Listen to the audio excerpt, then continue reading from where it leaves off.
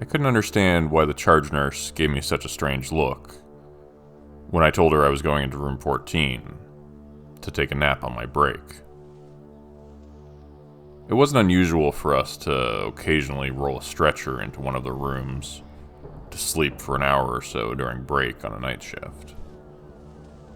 We work 12 hours straight and just take one long break in the middle so we can get a decent nap in. I guess, if you want to, she said, her brow furrowed. Oh, Sharon, he's new. He doesn't know about it. Jody, another nurse, said cryptically. Sharon, the charge nurse, looked back at me. Oh, you're right. I guess nobody's told you yet. What? What's the deal with room 14? Now I was curious. It was the only room we had on the floor left available. Everybody else was already sound asleep in their assigned sleeping cubbies. Conference rooms, storage rooms, you name it. We'd roll a stretcher in there and nap our brains out. Everybody who works here knows it's haunted, Sharon said. I thought she was kidding, obviously. Serious people don't believe in ghosts. People like Sharon, who was as sensible as they come, definitely don't believe in ghosts. Seriously? I chuckled. I didn't believe in paranormal stuff at all. I knew everything that people claimed had some rational explanation. Seen a documentary about it once, and it's kind of amazing how people came up with things in their minds and would remember them later and elaborate on them, making them more special, adding characters like ghosts to make them seem more exciting. Bunch of pathological liars like those people who claim to be abducted by UFOs. Or so I thought. You guys believe in that stuff? They both looked at each other, sending psychic messages back and forth. I'd only been working there for a bit, so I hadn't developed that particular talent yet. Also, I didn't know the one thing that all new nurses should know. Listen to the people who've been doing it longer than you. They almost always know better than you. Especially when you're really new, which I was. I mean, if you don't believe us, you can give it a shot. Guys, no, seriously, that is not okay. A voice in the corner chimed in. Liang, a guy who had also worked there for a while. You really should not sleep in there, Jason. It is not a good place to sleep. I usually trusted Liang, so I was a bit disappointed he was joining in on this apparent prank on the newbie to the floor. They probably just wanted to sleep in there themselves. They were psyching me out, I thought. Okay, guys, I get it. I'm the new guy. But seriously, I think I'll be okay. I'm not worried. Liang, again, tried to convince me, but I blew him off, thinking he was taking the joke too far. Sharon and Jody had given up and were sitting there silently, waiting to see what would happen next. I laughed self-consciously and went to the clean supply room to grab some blankets and brought them into the room. It was a semi-private with 2 beds. They were both clean, so I figured I would just change the sheets when I was done and forget about rearranging the room to pull in a stretcher. This would be easier, and I was dead tired. So I turned off the lights, laid down in the bed closest to the door. The room, silent and dark. I let my mind drift off to sleep. I had a terrible dream. I dreamt that there was someone standing over me, watching me sleep. I didn't know where I was and felt awake, but really I was still asleep. I tried to lift my arms, but found they wouldn't move. I felt paralyzed and filled with dread as I tried to look up, but couldn't. I could only see a dark outline of something large and malevolent in the periphery of my vision. I heard the thing speaking angrily and it began to shout, but I couldn't understand its words. My heart began to race as I realized this thing wanted me out. I tried to stand up, but I couldn't. I began to panic and thrash in the bed, finally, mercifully waking up. I realized I'd been asleep and had dreamt the whole thing. The whole thing had been a product of my overworked, overstressed mind. But why then did I still feel such panic and utter dread? Felt as if I could die at any moment. The room was silent and dark for a few more moments. Then I heard someone clear their throat next to me in the pitch black room.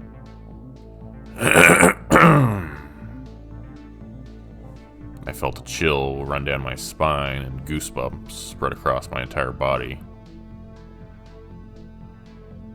The curtain beside me had been pulled across while I was asleep, separating me from the bed next to me. I wanted to believe it was another nurse who'd come in and close the curtain so they could sleep in the other bed. But I knew that wasn't it. I could already tell that something was very wrong. I had to see. I pulled out my flashlight and looked beside me, terrified. Nothing at first, and then I saw a hand, gnarled and bleeding, green and black and rotten, pull back the curtain from beside me. The face that stared back at me from the second bed was not human. Something evil. Something which had gotten in here which was not supposed to be here at all. It was an abomination. A terrible, wrong thing in a place that should be meant for peace and healing. I screamed so loud I woke up the entire floor of sleeping patients. I ran from the room, falling over and bruising my hip so badly in the process, getting tangled up in the laundry bin near the doorway.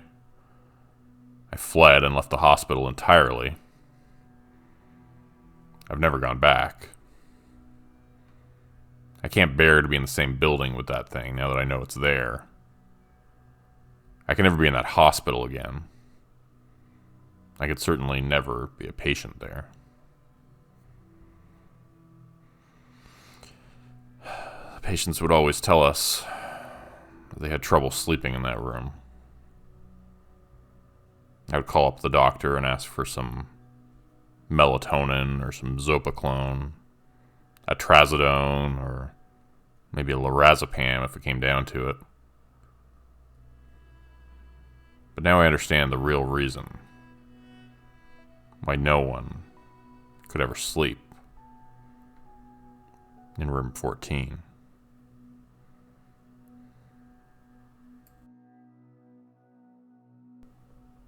This all happened back when I worked as an emergency department nurse at the hospital in my hometown. We saw a lot of sad cases there, a lot of horrible things. But this incident stuck with me for different reasons. I saw what's on the other side that night. It scared the living shit out of me.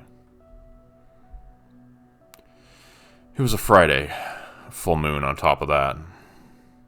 Just ask any nurse what that means, and they'll tell you it's not a myth, but a real fact of the job. People get weird on full moons, and Friday nights usually mean a lot of drunks.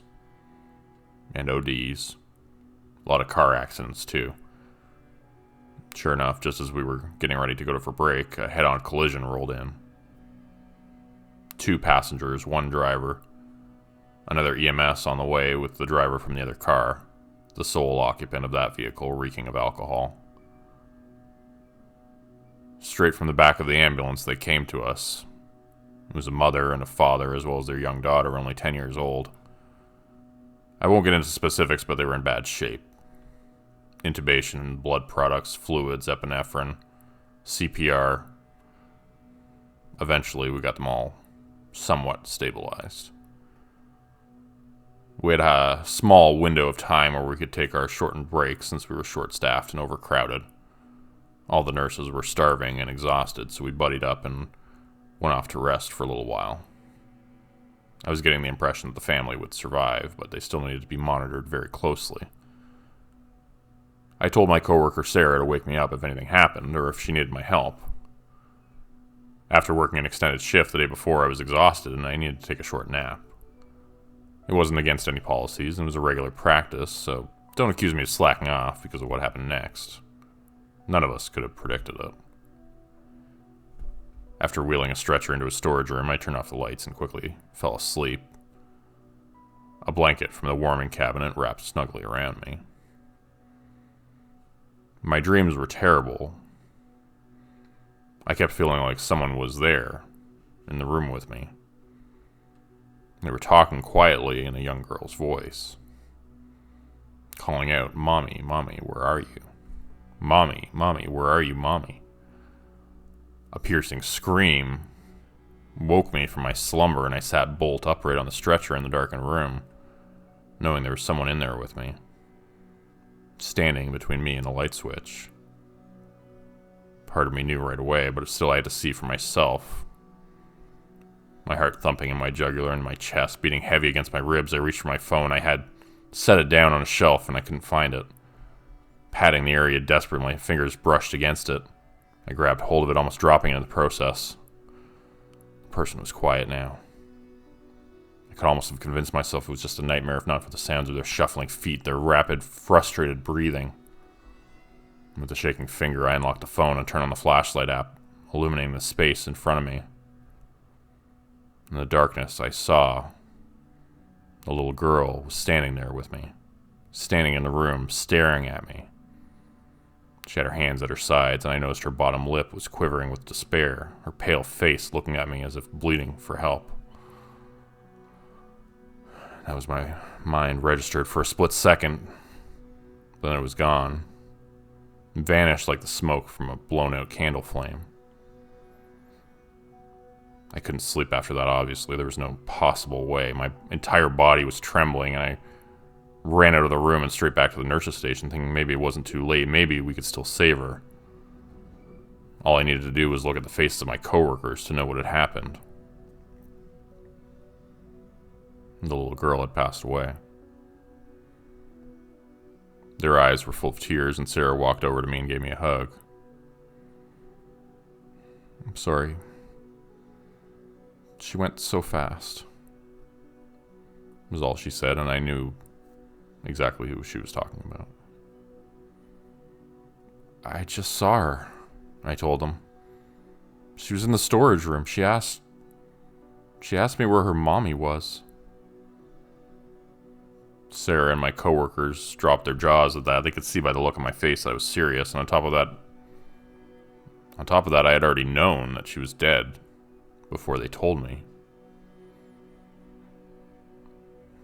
An hour or so later, despite all that had happened, Sarah had to go get a short rest. Some nights we don't even get that opportunity, winding up going home exhausted and malnourished, dehydrated and hypoglycemic, our feet sore and heads aching after a day of working without stopping. These days, that happens more than I'd like to admit. I was tasked with looking after her patient while she went to go get something to eat. One of her patients was the drunk driver who had killed the young girl and severely injured her parents. He was still sleeping soundly, oblivious to what he had done. After Sarah left, I began doing documentation on the computer. There would be a lot of it tonight. It was a little after 3 a.m. And by that point, well, that's about the time when bad things seem to happen. Especially on Friday nights with full moons when you're working in the hospital. Surely enough, I began to hear a sound coming from inside the patient's room. It sounded like a voice speaking. Like a little girl, I realized as I got closer. My feet were stepping forward of their own accord at that point, and I seemed to have no control as they carried me into the room, and I stood in the doorway looking at the man in the bed. The little girl stood near the window, pointing at him. She cast no reflection in the glass behind her like a vampire. On the other side of the bed, closest to me, there was a large shadow, its edges ill-defined but vaguely humanoid, seeming to move and gust in the air currents and then hovering over the man's face. "That's him," said the little girl, pointing at the man in bed. "He's the one who took my mommy from me." The shadow cloud suddenly descended, covering the man's face like a pitch-black swarm of flies, like a sentient fog made of darkness. Where his eyes had been a second before, now I could only see a shadowy blur. The man's legs began to jerk, his feet began to kick, his arms flew up and down, and I called for help just as the fog around his face disappeared, and with it the little girl. They both became wisps of smoke, ascending through the ceiling tiles and vanishing from my sight. We lost 2 patients that night. One of them we were heartbroken over. The other one disturbed us, me in particular, for other reasons. I couldn't help but think of the people I have wronged over the years. The patients we couldn't save. The little girl, especially. Part of me can't help but picture her standing over me, pointing at me while I lay asleep in bed. A shadow entity hovering over me, deliberating. Some nights I imagine her pointing at me and saying, "Him. That's the one who let me die."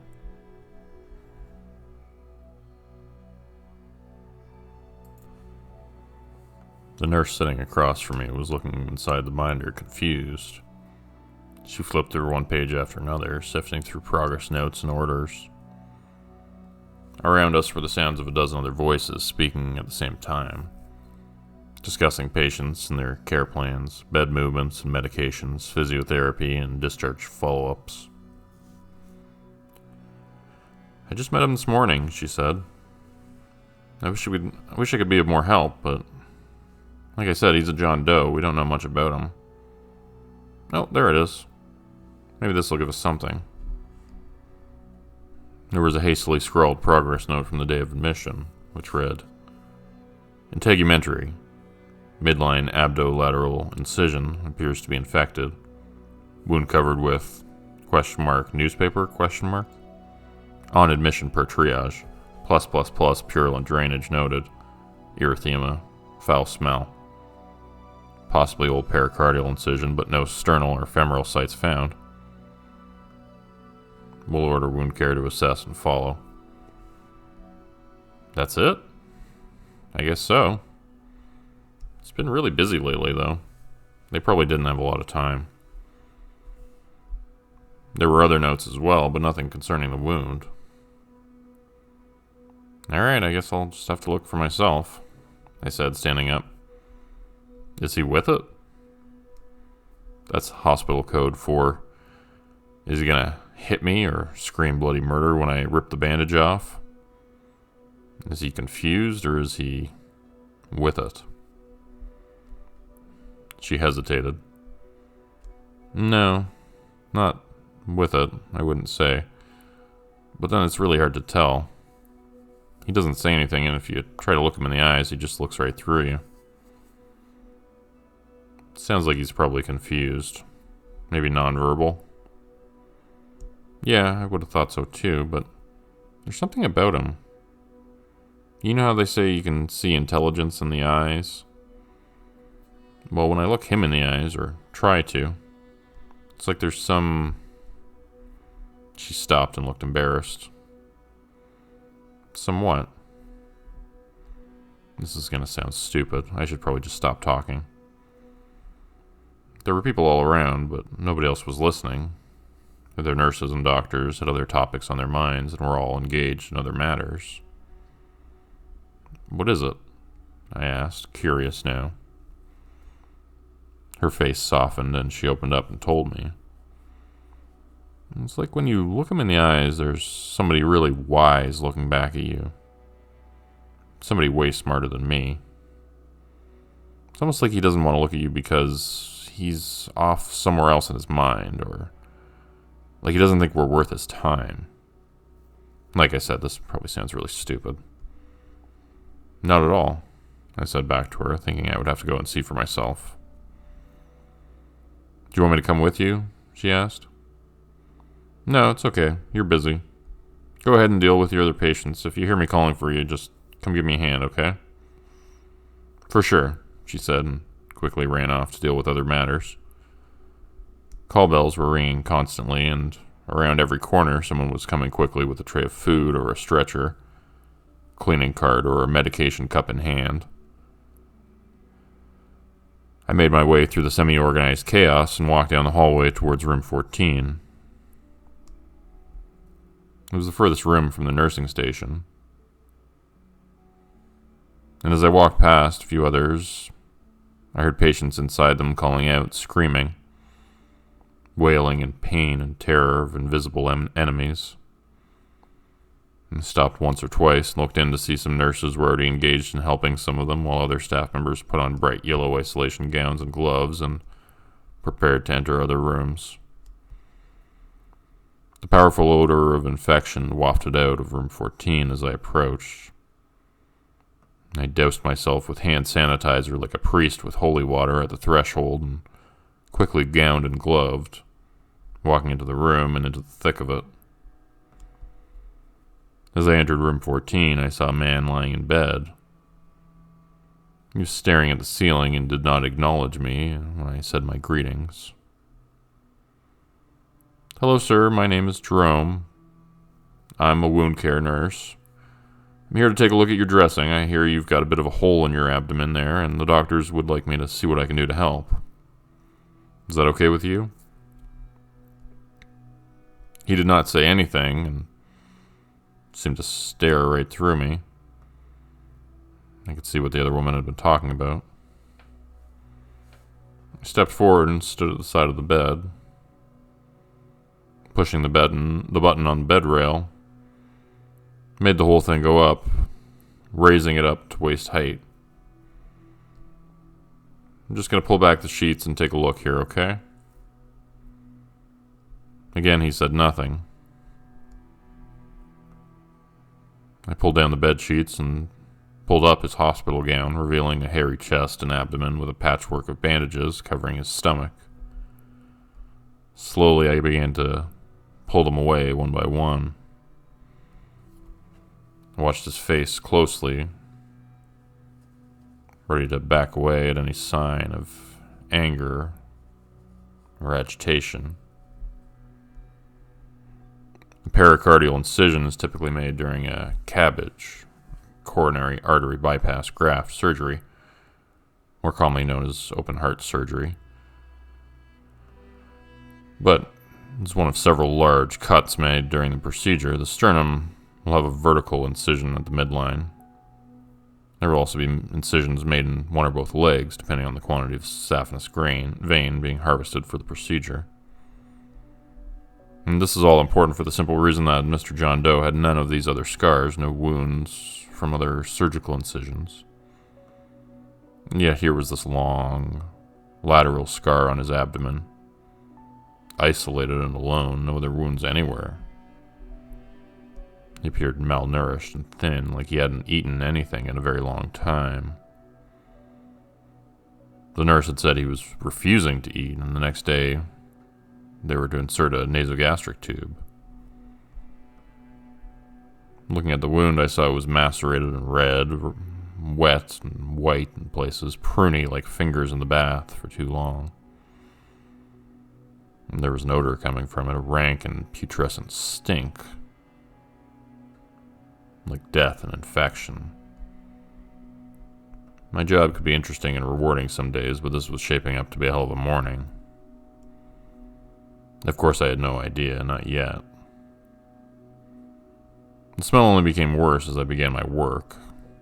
Cleansing the wound with a massive amount of saline, I watched as yellow pus seeps from in vast quantities. Once it began to run clear, I dried it with gauze as best I could.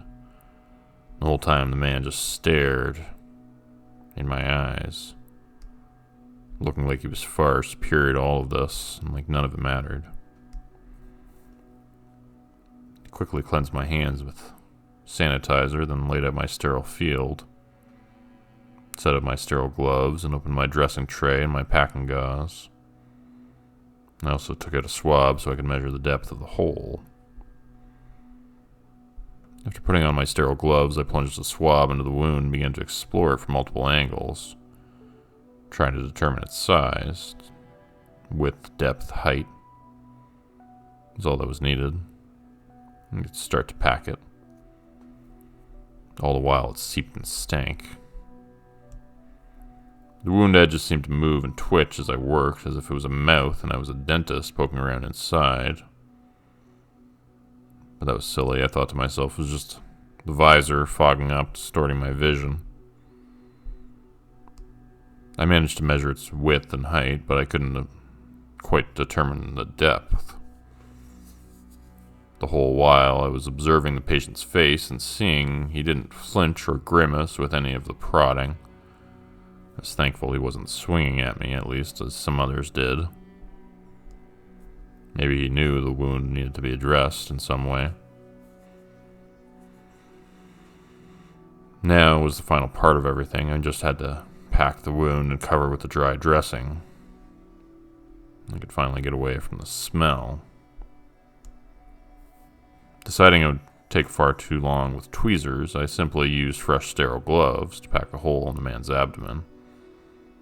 I lightly began to fill the wound, starting at the outside edges. My hand went into the corner of it. I began to feel something pulling hard on my fingers, like one of those finger trap toys which I'd played with as a child. The sensation was so unusual and bizarre given the circumstances that I was completely shocked and couldn't even open my mouth to scream. I just tried to wrench my hand away desperately, and the thing inside the man's abdomen held fast. And something started to slice into my finger, and that was enough to bring me back to reality, and I remembered I could call for help. I let out a howling scream, wailing at the top of my lungs in horror and pain. Looking at the man's face, I saw he was no longer catatonic.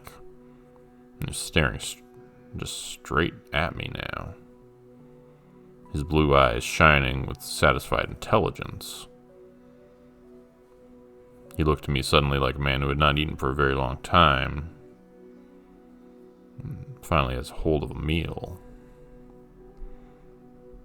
My screams rang out in the room, and I realized with dawning horror that the other confused patients in the room surrounding this one were also screaming loudly, probably drowning out my own calls for help. As my eyes darted around the room for something to help the situation, I felt my hand getting sucked in like a ramen noodle being slurped up by a greedy mouth. Sharp teeth dug into the flesh of my fingers at the same time, and then were up to my knuckles and then my palm. I reached over with my other hand and tried to pull my wrist, yanking it free. Hurt more than anything I'd ever felt in my life as I pulled against the razor-sharp teeth in the man's abdomen that should not have been there, and they tore through my flesh. The man's face was smug and self-satisfied, and I felt his stomach mouth pull me in deeper, now ingesting my hand nearly up to the wrist. I pulled my other hand away as he tried to suck that one in too. The whole time I continued to scream and scream, now using my foot as leverage against the bed frame and doing anything I could to get it out, to get it away. It felt like fire in my hand, burning me up to the wrist. The pain was so severe I felt like I would black out if I managed to stay conscious, as I fought and pulled against the strength of this horrifying alien creature. I glanced again at the man's face and saw His tongue looked black inside his mouth, his teeth yellowed and missing in places. He began to laugh. The sound did not come from his face. And just as the world began to go red and then black around the edges, I heard a sound from behind me of someone entering the room. My wrist was freed as the giant mouth had suddenly opened up and released it. I fell backwards against the wall, my forearm a bleeding stump that I held up and looked at dumbly. The nurses who entered the room said later that they didn't see the man smiling or hear him laughing as they entered. He just looked catatonic as he always did. What they did see was a hysterical nurse on the floor, weeping and screaming and missing a hand. A trail of blood leading to the bedside and to a hole in the man's abdomen. A very unusual wound, which was now turned up at the edges, like a very satisfied smile.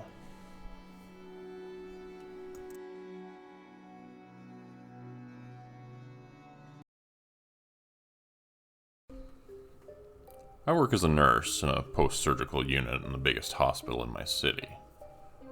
Patients come from hundreds of miles away to get their operations here. The surgeons are known to be the best. But what we don't tell the patients, what we're not supposed to tell them, is that there are ghosts here. Just like any other hospital, people pass away and their spirits sometimes linger. Or maybe it's just a fragment of them that remains behind. Something that science can't quite explain yet. There have been more than a few events that have raised the hair on the back of my neck, and some have sent me into hysterical screaming fits. But those types of reactions are frowned upon in the hospital, so I try to stay calm. There was that time a few months ago when a patient told me she felt like there were 3 people in the room with her, in each of the other 3 beds around her. They were talking back and forth and whispering, she said. But the weird thing was, she was alone in the 4-bedroom. I pulled back the curtains and showed her for myself. All the other beds were empty, and there were no visitors or staff in the room with her. As if that weren't disturbing enough, a few weeks later a different patient said the exact same thing, when she had been left alone in the same room. She described it exactly the same way, saying they were whispering back and forth and it was keeping her awake. I felt a chill up my spine when she told me that, but reassured her that the room was empty. She was simply imagining things. People have enough to worry about when they're recovering from surgery. We don't need them fretting about specters and ghosts, when they should be worried about discharge appointments and physio, lifting restrictions and medication adjustments, so we just keep these stories to ourselves. Some nurses said they couldn't sleep in a certain storage room during breaks on the night shift, since they'd had too many bad experiences there. When I asked them about it, they'd said they'd had bad dreams, felt like someone was in the room with them, standing over them while they slept. I didn't believe in those things myself, so I slept in there on the night shift and found out firsthand why nobody else wanted to use it as a nap room during breaks. I had the most realistic waking dream I'd ever had, where I'd awoken in the storage room and felt like someone was in there with me, watching me from the corner of the room, their dark outline visible in the dim room. When I went to turn on the lights, they didn't work and the door wouldn't open, and for some reason in my dream, which seemed like reality, I chose to just lie back down and go to sleep again, while the thing crept closer and closer, vanishing only to reappear just above me. I felt like my eyes were open the whole time and I was forced to watch paralyzed as it hovered over top of me. For what felt like hours, it was watching me while I slept as I struggled and was unable to move. I finally came to my senses and finished my break early, going back to work and trying to forget about the horrible experience. But I refused to sleep in that storage room again. There was another event which haunts me to this day, especially since I'm heading in for a night shift right now in just a few minutes. Another nurse told me a story on the night shift last week, and I've been thinking about it a lot since then. And it's been occupying my mind more and more, especially when I'm alone in the break room at night. We have a staff room where there are 2 small couches and a TV. Some nurses go in there to sleep during breaks on the night shift, and we try our best not to wake them up. This nurse was sleeping on the couch in there one night, and a break light woke her up. There's an adjoining room with a bathroom and lockers, so she figured one of the nurses had gone in there and left the light on. I looked over at the door, she told me. You know how it has that little glass window you can see through to the other side? Yeah, I said. I see it every day. So there's this woman on the other side of the door, and she's just looking at me through the glass. I got shivers up my spine when she said this. Maybe because it was the night shift, maybe because that was where I was going to go take my break in an hour or so to sleep, or try to at least. So I see her there, but she's not really looking at me. She's just kind of staring straight ahead. And the first thing I noticed about her is her hair. It was in this very old-fashioned sort of style. Not like anything you'd see today. It was like it was from the 70s, or earlier maybe. She was wearing these funky blue pinstripe scrubs and a nurse's cap. You know, nobody wears a nurse's cap anymore these days. And those scrubs, they look like the ones down in the lobby. You know, the ones they have on display from way back when? Yeah, they look just like that. I was nodding along, able to picture all of it as if I was there with her. Another nurse walked in and heard us. What are you guys talking about? Ghosts, I replied simply. He scoffed. You guys believe in that stuff? The 2 of us shared a knowing look. He hadn't been working on the floor long enough to have seen them himself, and some people just aren't attuned to these things. The nurse went back to her story. So she's just standing there, staring straight ahead, and I thought it was the IV nurse at first, because sometimes they'd come in during the night shift and use the bathroom or whatever. So I yelled at her, "Hey, turn that light off, will you? I'm trying to sleep in here." But she just kept staring straight ahead, looking through that glass window. So I just put the pillow over my head and tried to sleep some more. Then when I woke up later on, the light was still on. So I asked around. Nobody came in there during the night, and that room is locked, so it wasn't a patient. And I saw the IV nurse later on. They were not dressed like that, so yeah, I'm pretty sure I know who it was, though. According to her, the woman was the ghost of a nurse who had died after driving home from a long night shift and had fallen asleep at the wheel. Based on the description she'd given, an old coworker had recognized her.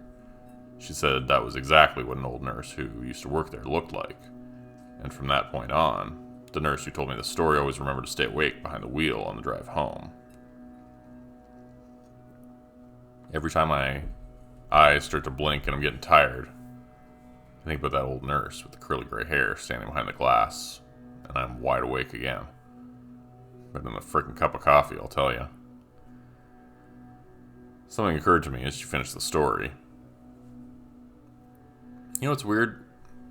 My patient in room 14 told me last night they saw someone peeking their head in the room and looking at them.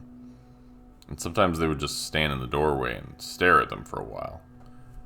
She said the person had a very old-fashioned haircut and old-fashioned scrubs.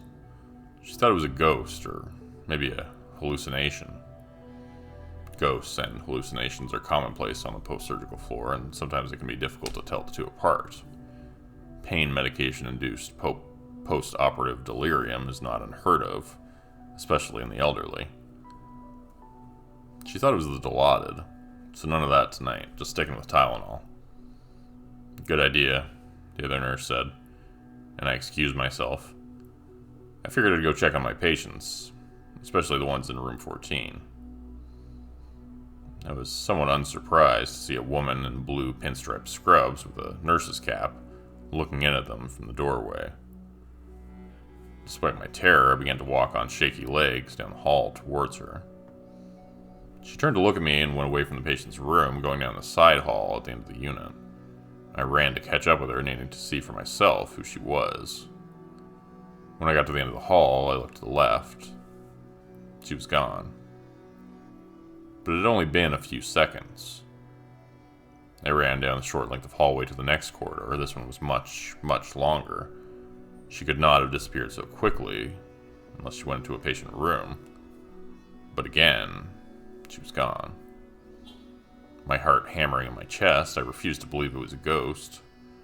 Such things didn't exist. They just couldn't. Room 9 was the only one she could have gone into in such a hurry. I went in and found the patients were wide awake despite the late hour of the night.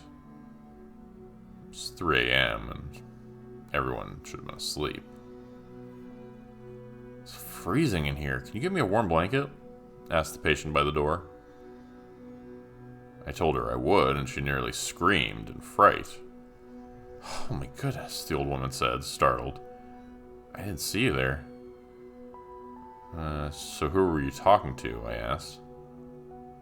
The other nurse in the blue pinstripe scrubs? The one who just came in. Where did she go? I felt a presence behind me and looked to see the shape of something moving, but then it was gone, like a wisp of smoke on a windy day. Not wanting to tell the woman it had been a ghost, I just made up an excuse and told her I'd get her a warm blanket. Nothing seemed to help, though. None of the patients in that room slept very well that night, if at all.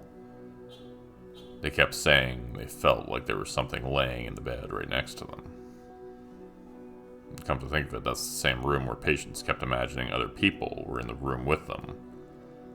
Except this time it really was full. I haven't seen the ghost nurse since that night. I'm hoping I never do again. It's terrifying to say the least, since I don't really know why she's here. And you never know exactly when she's going to show up.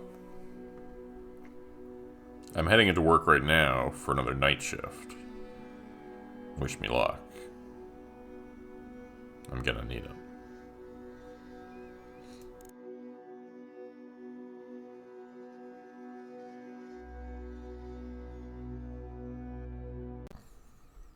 I don't know how I ended up working here. I had ambitions, you know. I was going to be a writer. Instead, I'm working the graveyard shift in an asylum. But a lot of people have dreams in life that are unfulfilled, I suppose. I should be happy they were hiring. Ever since the incident in the sub-basement, they've been having trouble keeping staff here, apparently. I guess minimum wage just isn't enough for some people. For me, either, really. My first paycheck was a bit of a shock. I couldn't help thinking to myself, $600 for 2 weeks of that? I can barely afford rent, and it seems like every day I'm putting my life in harm's way for the sake of this hellish place. I guess I should explain. See, people don't believe me when I tell them how strange things have been getting at the old mental hospital. The place is over 150 years old, so I figured when I started that there had to be at least a couple of ghosts wandering around. But there's more than just a couple. And what's the deal with the mysterious purple ooze leaking out from around the edges of the door to room 319? And why is there a black cat constantly roaming the hallway just ahead of me on my night patrols? And when I look back, I see him being pursued by the same black cat, who's now back there, not in front of me. And why is the new doctor always coming in at 3 a.m.? And when I ask management about him, they tell me there is no new doctor. He's bald, 7 feet tall, and always carrying a crimson red suitcase, I say. But that doesn't clear anything up. People around here, they just seem to be used to the unexplainable things happening. And did I mention the long-necked shadow man in the basement? The semi-transparent human forms that walk the halls down there with him? By the way, this isn't just 1 or 2 phantom apparitions we're talking about. It's like a nightclub down there. And by that I mean they're always dancing and blasting that awful big band music. It's the worst. I figured I would post a copy of my rambling patrol logs so people could judge for themselves. Nobody else reads these damn things anyways. Who knows, maybe I'm the one going crazy and I should be locked up here myself. You tell me. 2300 hours. Report received from Steve, evening shift guard. Of note, the twins are back again. Two identical siblings with sharp teeth and beady red eyes. Not to mention no parental supervision. They made off with a code blue card as well as several IV start kits, and 3 more impervious chemotherapy isolation gowns. Still no clear pattern or motives for this string of thefts. 2315 hours. Foot patrol. Found the decapitated heads of 37 rats in the basement, arranged carefully on the floor. Appeared to be spelling a message written in the dead vermin. But Ryder noticed this too late and had already cleaned most of them up. Unsure what the message was saying, but it's probably nothing. 2330 hours. Ryder called to investigate loud music being played in the auditorium. The space was found to be inhabited by several hundred semi-transparent forms, who appeared to be engaged in a massive ghost orgy. Attempts to make contact to persuade said phantoms to lower the volume of their terrible music were greeted with hostility and threats of bodily possession, so Ryder chose to withdraw from the situation, citing personal safety. The patients will just have to deal with the noise. 2345 hours. Century Manor front door found to be ajar once again. This is the 3rd time this week, despite the fact that there are padlocks and deadbolts keeping it shut. Ryder would like to believe it's just crackheads again, were it not for the little girl up in the window smiling creepily with pale blue glowing eyes. Perhaps she got a key for the place somehow. Maintenance is going to have to change the locks again. 0015 hours. Relief for E3 guard break. Ramon, the other security guard, is reporting that his control booth is causing him to feel increasingly claustrophobic. Ryder notices that the room appears noticeably smaller than previously. A steady grinding noise is also present and difficult to ignore, causing fillings in Ryder's teeth to fall out. 0045 hours. Ramon reluctantly returns from his break, saying the room had shrunk by several feet just this week, causing him to move everything to the now crowded center of the control room. Work order filled out by Ryder and left in Dropbox outside basement level maintenance office as per protocol. 0145 hours. Report received of a man standing in the middle of the baseball field near Century Manor. Ryder responded to the scene and found a faceless shadow form with abnormally long neck, bulbous fingers, and scrawny skeleton arms, but no other discernible features. Security hailed visitor and asked them to identify themselves, or to preferably leave the property. Shadowy form stuck up middle finger of right hand and proceeded to walk through the chain link fence and into the trees beyond, exiting the property. Chain link fence was found to be intact, with no visible gaps on inspection. 0200 hours. Code yellow. Missing patient reported.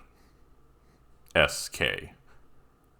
Patient from E3 high security forensic unit escaped by breaking exterior window of isolation room with his bare feet and then jumping from the high window into a nearby tree. Individual fled and ran into the parking lot. Staff reported code yellow since patient is high risk for violent crimes, but usually they don't even bother. None of us are going to go look for him either because nobody is paying me enough for that shit.